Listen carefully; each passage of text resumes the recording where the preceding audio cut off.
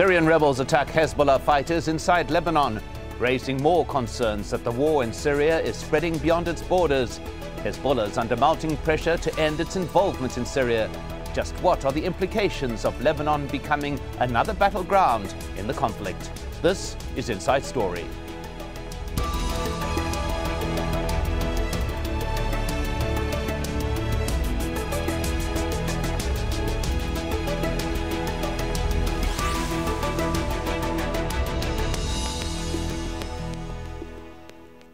Hello and welcome to the programme. I'm Mike Hanna. They've been supporting the government in Syria, but now members of Hezbollah have been attacked on their own turf as the fighting spreads into Lebanon. One Hezbollah fighter and several Syrian rebels were killed when the rebels reportedly tried to set up rocket launchers on the Lebanese border near the eastern Bekaa Valley. And at least 2 people have been injured in fighting in the Lebanese city of Tripoli. Rula Amin has more from Beirut.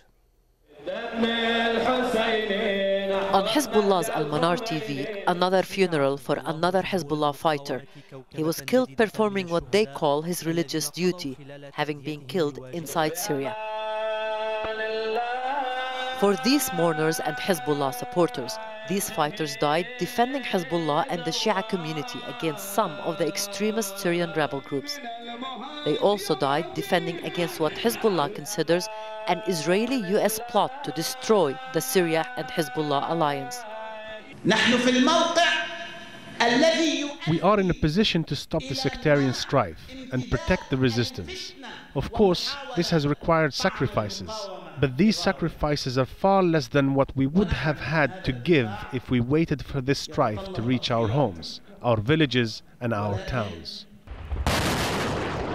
For weeks, members of Hezbollah have been openly fighting Syrian rebels in the city of Al-Qusayr, along with the Syrian army.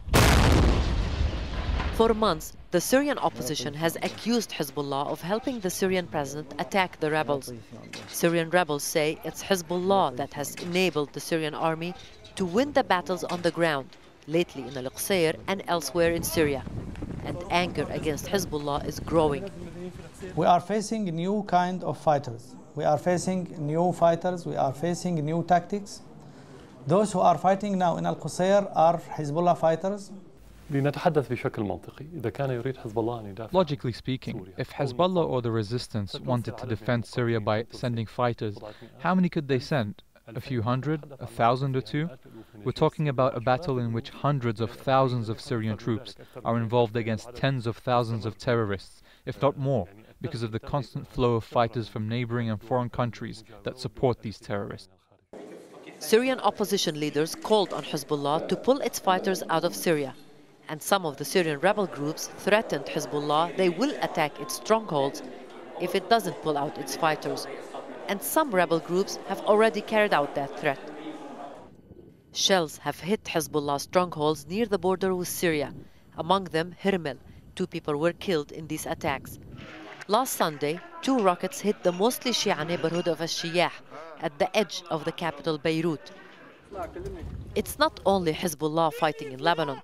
For the past 2 years, it was Lebanese fighters crossing the border into Syria to fight there. Now, it seems the violence is escalating, with the border between Syria and Lebanon becoming increasingly porous. And with that, the battles inside Syria are slowly moving into Lebanese territory. Rula Amin, Al Jazeera, Beirut.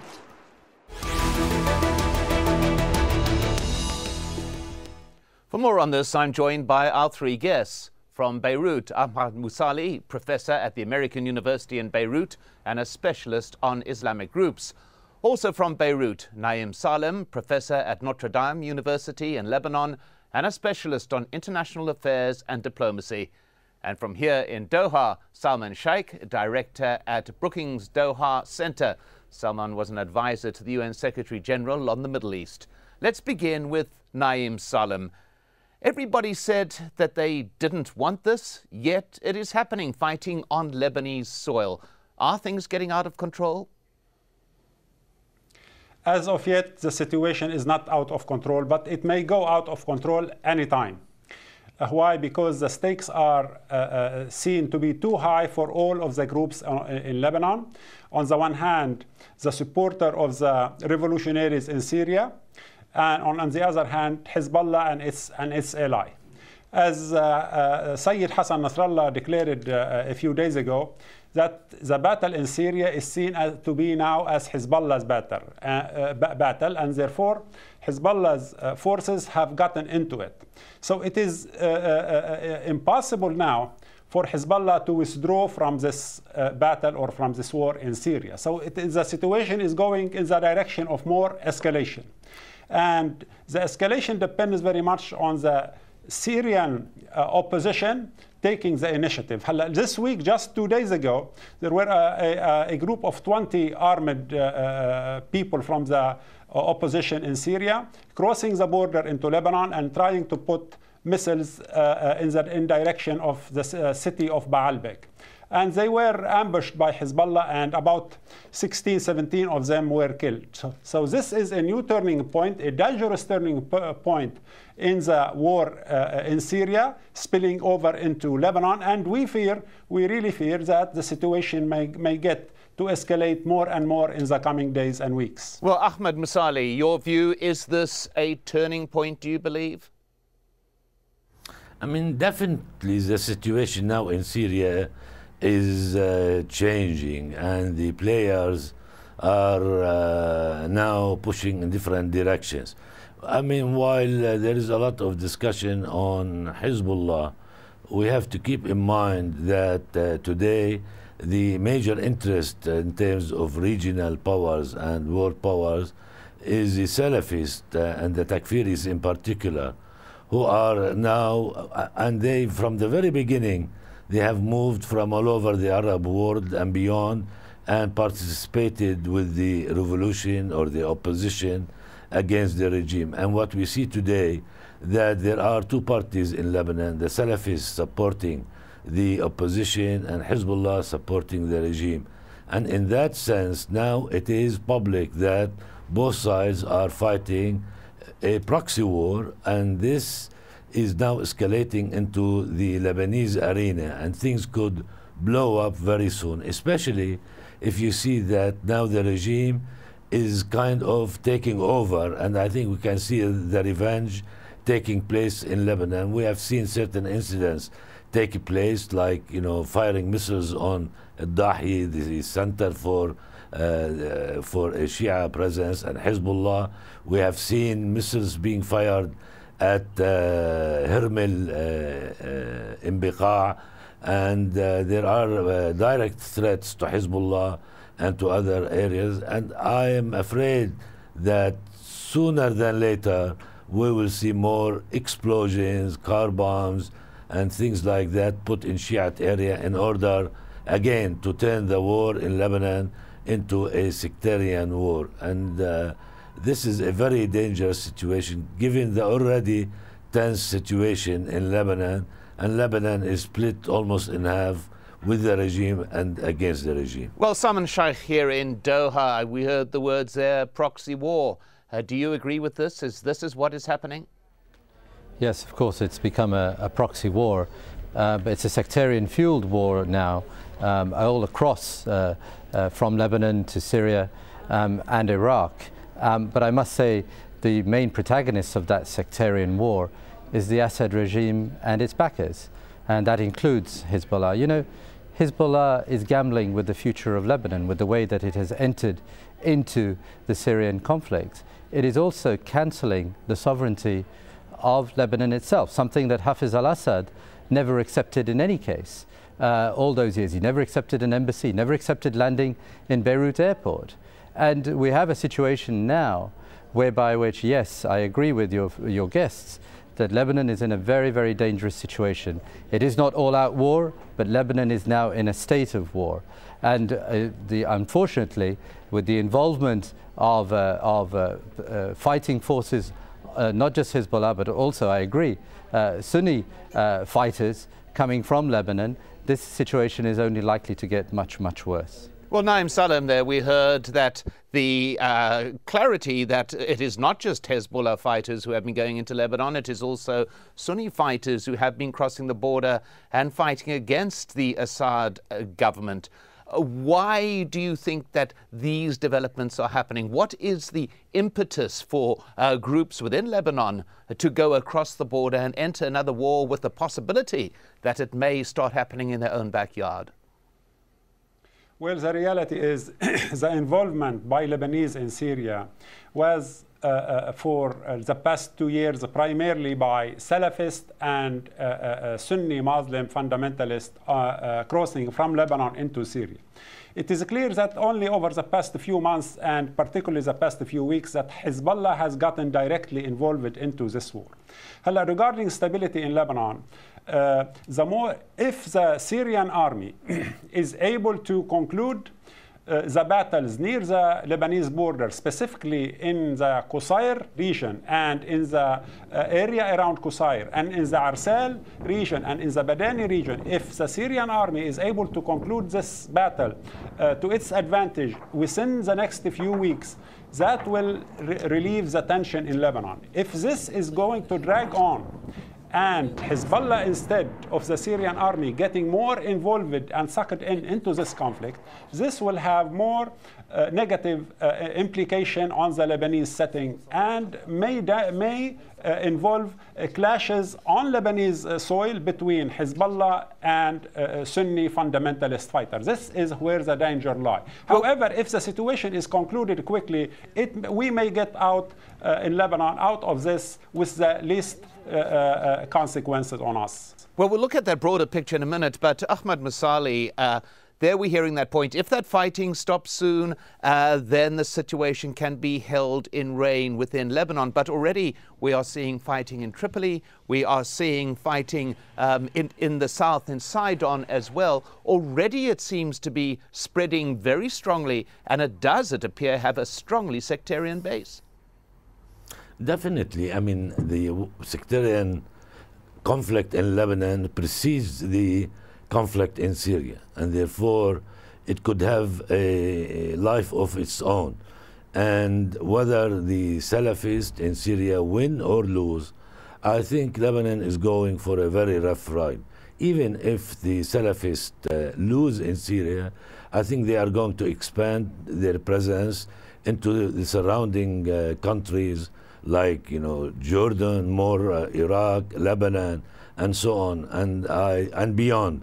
And I think we are going to see in the Arab countries and European countries, and even more than that, we are going to see, if the Salafists lose in Syria, they're dispersed, which means you are going and you have to deal with these groups as terrorist groups. This is what happened after the war in Afghanistan, where these groups were pushed away to their countries and they started bombing a lot of places in their country. I think we are going to see a new wave of terrorism spreading in the region, in Lebanon, my fear, in Iraq, which is happening. I mean, last month there are 1,000 dead in Iraq from bombing and, having cars being, have bombs put in car and so forth. And I think Lebanon, either way, is going to go through this. Why? Because Lebanon already, and I think the whole area, has been, moved and motivated, unfortunately, by sectarian move.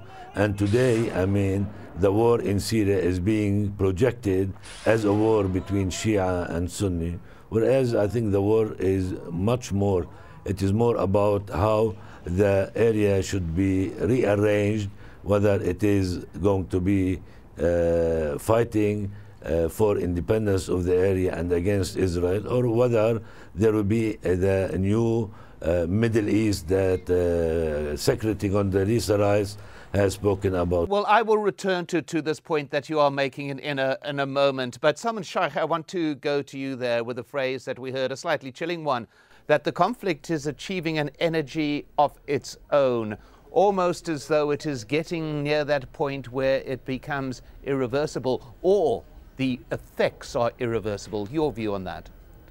Again, I would agree with that. I warned a year and a half ago that we will see, if we're not careful, because of the Syrian catalyst, a series of civil wars or conflicts that take us from the eastern Mediterranean shores to the Gulf waters, taking in Lebanon, Syria, and Iraq. But I have to say I'm a little bit disturbed by what else I've heard. This is not a fight between Salafis and whatever. First and foremost, this started off as a peaceful uprising by a great number of the Syrian people. I'm very disturbed that what I'm hearing is actually people talking about the dangers of sectarian conflict, but they're actually speaking a sectarian language.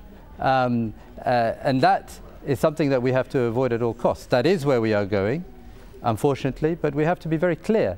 The catalyst for this is the Syrian conflict. The catalyst for this is an Assad regime which has sectarianized this. Syrians, and here I agree with your last guest, Syrians are Syrians first, absolutely. That is Alawis and Christians and Druze and Kurds and others of those minorities. And I think given the chance, many of them would combine. It's not Salafis who started this. It is the regime which started this. And let me say that also with regards to Hezbollah being only involved in the last couple of months, or its backers, the Iranians, that's total nonsense. They started to give support in terms of communication support, training, equipment, and all the rest of it a few weeks into this uprising, an uprising which was not militarized at this point. But we've now got to the stage, which I believe the regime wanted and its backers, whereby which if it's not able to control the situation, we will have chaos. And that chaos is a militarized chaos, and it is a sectarian chaos. Well, I'm afraid that's the reality we're looking at. Well, let's just pause for a moment and hear from someone else. The Lebanon's former Prime Minister has called for Hezbollah to end its involvement in Syria. We will not allow our present and the future to be destroyed. We can't accept that, and we won't stay silent. We will not allow our country to be an outlet for exporting militias and money groups or to be a failed state. That's why we say bluntly no for the participation of Hezbollah or any other groups in the fighting taking place in Syria between the regime and the people. We have stood firm with all the faithful against this sectarian project, and we will not allow anyone to bring the regional conflicts to our country. Well, strong words there from Fouad Siniora, but Ahmad Mousalli, what do you think the Lebanese government can do actively to try and reduce the level of conflict that is beginning to blossom within the borders of the country? Well, definitely. I mean, now the conflict has spread to Lebanon, and it has to be somehow cut off from the Syrian one. And this is a role for the army. The government has taken a political position, but in reality it has not been implemented, that is to distance Lebanon from the conflict in Syria. And therefore, and I disagree with what I heard, it was the Salafist and the future trend in Lebanon that started supporting the opposition and militarizing it before Hezbollah interfered in the conflict in Syria. And all evidence shows that only in the last 6 months Hezbollah entered at the level of military support, whereas the other groups who are supporting the position were in fact the base for transferring of people, arms, and and money and many other things. So we should not, try to put the blame on one or the other. I think at this point in time, regardless of the beginning, both are involved, both could burn the country, and both are going to go for the end of the conflict, given, as I mentioned, that it has been turned into a sectarian survival of one or the other. Now, the Lebanese can bring down the army and mobilize the other security units, cut Lebanon off at the borders from interfering in the Syrian conflict, but that requires a political understanding or agreement that none of the two will interfere into that. My fear is that whereas Hezbollah could be tamed in because it has one reference or authority, which is Sayyid Nasrallah. The other groups are led by many, and some may agree, some others may not agree. Some are moderate, some are very radical, and therefore this requires a very general and important agreement between the different Lebanese parties. At this point in time, it's not coming. Well, So let me go, if I may, Ahmad Mousalli. Apologies for interrupting you, but I want to go to Naim Salem with that particular point. We heard their reference to the possibility of the army having to be brought in actively, an act that would require a political decision by the government. Is this a possibility, do you believe? I don't think and I don't see that the Lebanese army will get involved in this open-ended conflict in Syria by any means. We are not talking about the conflict in Syria, but the conflict within Lebanon. I think as the current situation in Lebanon is as follows. Those who may want to destabilize the Jabhat al-Nusra or the Salafists, who may want to destabilize the certain parts of Lebanon, particularly the north and the east, are not capable of doing so. And those who have the capability, military capability in Lebanon, I mean Hezbollah, does not want to see instability spread in Lebanon. And therefore, because of this factor, I see that the situation in Lebanon will remain under control. As far as spillover from Syria into Lebanon, let's talk strategy. For the next 3 months will be decisive in the conflict as far as Lebanon is concerned. If the Syrian army is able to take over all of these areas in the northern part, to the northern part of Lebanon and to the eastern part, from Zabadani to Reef Dimashq, all the way to Der'a, that will relieve a great deal the tension in Lebanon. If this is going to drag on beyond this coming summer and beyond the coming autumn or fall semester, this may have more serious implication on Lebanon. Well, if I can just go to Salman Shaikh at this particular point, because what we are hearing here is that clearly the conflict in Lebanon is directly related to what is happening 10 kilometers from its border in Qusayr, as we are hearing, and in other parts of Syria. But Salman Shaikh, do you think that the international community, seeing the effect of what can happen in neighboring countries and in the region as a whole, will start taking a harder look at this? Is this the type of event, conflict in a neighboring state, that can actually focus attention and break the diplomatic impasse that one has in resolving the situation in Syria? I wish it would, because history tells us that conflicts in the Levant can go on for many, many years, for decades. As this whole situation poses grave dangers, and yet the international community collectively and key powers, great powers, by themselves have not come up to what is required of them. They have not shouldered the responsibility in this respect. But let me just say, regarding the last comments of your guest, it is clear what he is saying is that Hezbollah and the Assad regime should go for the win, and somehow that would subdue whatever is to happen in Lebanon. And yes, they are going for the win. That is what they're interested in. Hezbollah now has 5,000 to 10,000 men. They're not just around Qusayr, but they're also up in the north, massing around Aleppo, in Der'a, and also in the Damascus suburbs. I'm afraid it is not going to subdue Lebanon. Lebanon is in a very perilous state, as your guests have said. And let's just analyze a number of those factors. One, in terms of the humanitarian spillover. There are now 1 million Syrians, as your guests know better than me, in Lebanon. They're not going back anytime soon. That is affecting the socio-economic as well as the ethnic balance of Lebanon. 1/4 of the population of Lebanon is now Syrian. Secondly, in terms of the security situation, and we've heard that. The third area, very important, is the political. We don't have yet, at the moment, a sitting long-term government. We have a parliament term which has been extended by another 17 months. We have an interim prime minister and a caretaker prime minister designate. As I said, we're not going to see the prospect of a fully enfranchised parliament for another 17 months, probably 2 years. What I'm saying here is that if this carries on, there's a great danger that the institutions of Lebanon post its civil war will start to erode and even unravel. That is a very, very dangerous situation. Well, a very dangerous situation indeed. And at that particular point, thank you to our guests, Ahmad Mousalli, Salman Shaikh, and Naim Salem. And thank you very much for joining us on this edition of Inside Story. If you want to send us your feedback, just email your thoughts to us at insidestory@aljazeera.net. I'm Mike Hanna. Goodbye for now.